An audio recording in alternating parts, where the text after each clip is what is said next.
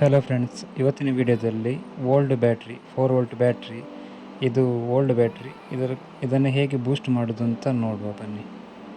Let's do it.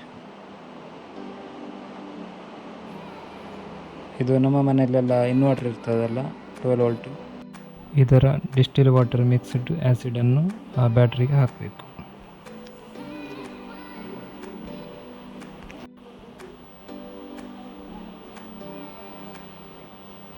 ಇವಾಗ voltage check ಮಾಡುವ. Voltage ಈಗ 0.4 ಇದೆ.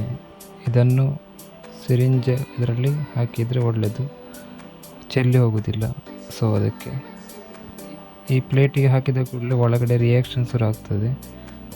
ಆಗ ಪ್ಲೇಟ್ ವೋಲ್ಟೇಜ್ ಕ್ರಿಯೇಟ್ ಮಾಡ್ತದೆ. ಇವಾಗ ನೋಡಿ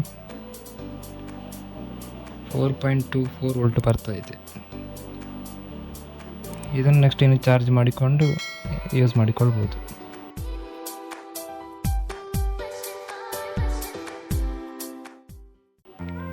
ಥ್ಯಾಂಕ್ಸ್ ಫಾರ್ ವಾಚಿಂಗ್.